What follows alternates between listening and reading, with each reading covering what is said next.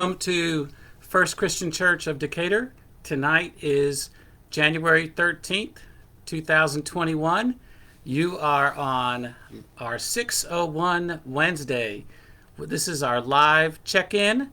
It's good to see you. I'm James Brewer Calvert, Pastor Christian Church of Decatur. What a joy to be with you tonight. Thank you for checking in. I hope you and yours are well. I want to going to go over four things, okay? So the first is a great big thank you for the staycation I've just had. 3 weeks off of doing pastoral ministry and taking some time for rest and renewal. It's been a blessing, and I really deeply appreciate it. Like you, 2020 was very difficult. I had a lot of joys and a lot of challenges. And by the time we got to Christmas, I was toast. Just a little piece of burn up little bread. I was so fried from all the pouring out in so many good ways for life and love and ministry with you. A year with ordinations and weddings and Christmas tree sales and all the good that we do together.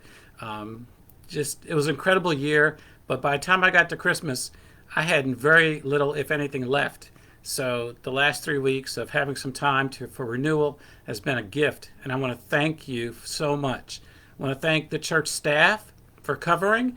I want to thank Pastor Paul Turner for being on call. I want to thank our elders for the amazing ministries of grace that you do each and every day. Thank you. And did you guys see what Allison Woolridge did in worship? Oh my God, what an amazing sermon. And Jennifer Hassler, wow. You two can preach and teach and sing. Katie told me that next Sunday I should sing my sermon. So y'all tune in. It's going to be a doozy. Be one you won't forget. So a short while ago, I went to a retirement community to go see Deanie Kirkman. And I got there and I checked in at the front desk. I knew I was in the right building, but I didn't know what her room number was. And so I checked in at the front desk and I said, I'm here to see Deanie Kirkman. I'm her pastor. And the person there said, there's no one here by that name. Now, I knew I was in the right place, but they refused to let me in because there was nobody there by the name of Deanie Kirkman. So I stepped outside and I called her. And I said, Deanie, I'm here, but they won't let me in because you're not here. And she says, I'm here. I'm right down, And she told me her room number. And I said, well, why don't they have you listed? And she thought a minute. She goes, oh, they have me under Oldine. I was like, who's Oldine? She said, that's my given name. But she said, I'm 93, 94 years old, and I've never gone by Aldine. I've always been Deanie. Well, Deanie, we miss you. She passed away last weekend, and our hearts and minds are with her and her family. We know that where she is, she's in heaven, and I'm sure she's starting up a bridge club. And she loved her fun and travel club so much, and her Disciples Women's small group, and her Beacon class. And tell you what, she was just an amazing soul, always so supportive, always with a smile, and totally engaged. She raised her children in the church, and they have shared with me how thankful they are that their mother raised them to be Christians and to love God. So, Deanie, thank you for your love, and we are grateful for you.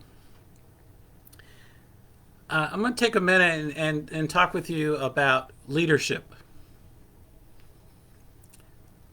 Now, I grew up watching leadership up close and personal as a preacher's kid.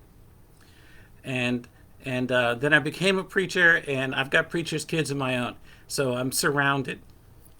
And Betty grew up a preacher's kid, and she said, I will never be a preacher, and I will never marry one. So that just teaches you to never say never. Well, the advantages of being so close to leadership as a child is that you always know where the best hiding places are in the church for when you play sardines. You always know where the ping pong balls are kept when you want to play. You get to go to church camp a day early before all the other kids because your dad or your mom is setting up. There's a lot of great advantages. I remember very distinctly walking in the streets of East Harlem and other kids coming up to me and saying things like, "Hey, right? Your dad married my mom." My favorite was the time I was with some friends and one of them said a naughty word, and the other kids told him to be quiet. Don't say bad words in front of Jamie. Don't you know his father owns the church? True story. That concept of the pastor or the preacher or the minister, the shaman owning the church is a dangerous one. It's one that I have always sought to not only avoid but to quell. I'm very clear with people that I do not own the church. Christ owns the church. It's not my church. It's not your church. It's not even our church. It's Christ's church. This is God's house. This is God's movement. This is God's way. So we are very clear with each other that it's not Pastor James's church. I really am intentional in my ministry and in my leadership to make sure that we do not practice a cult of personality. We see where that goes. You see what happens when people blindly follow an individual, where they get wrapped up in whatever that one person says or does or thinks or tweets, and people become blind and they lose their way. None of us should follow any one person like that. I don't want you to follow me. I don't. I don't want you to follow me as your pastor or as your leader or as your servant, because what I am is like an old hound dog that you take hunting, and the hound dog points you to the prey. And you don't shoot the hound dog. You shoot at the prey. And I hope you miss, because I like the birds. But, that's what hound dogs do. They point you to the prey. And this pastor is not going to point you towards himself. I'm going to point you to God. That's what we're about. That's what our church is about. We point people to the one to whom we pray. The God of grace, of glory, of goodness, the one who loves us so much and calls us to love one another. This is what we're about. We're not a cult of personality. We are a congregation of followers of Jesus Christ. And when Jesus Christ fills us with love and grace, we point to that person and go, that person is manifesting God's love. I'm not going to follow that person. I'm going to emulate. I'm going to live out my life like that. I want to be like that, but I'm not going to be that. There's a big difference. There's a big difference. We serve a living Christ who lives in us and through us and calls us into the ways of love. And that's how we know the difference. I was talking with someone today about healing. And I said, I cannot heal you, but I know one who can. And I will point you to Christ. When Jesus cast those nets and brought in the fish, the fishermen, the disciples cast the nets and they brought in the fish, but they bring the fish to Christ. That is our mission. That is our joy, to bring in folks to Christ. Not that we can do the healing or that we can do the help, but we can be there as manifesting God's love. And let Christ do the healing. Let Christ do what Christ does best. A second thought about a cult of personality that we so disdain is that folks might lead you astray, and you need to be really careful with that. And if you keep your eye on the Word, or in the case of America, on the Constitution, then you don't get lost in people that might lead you astray, but you stay focused on what is the essence of who we are, and whether it's a Christian congregation or a a republic where all people have a say and a participatory role.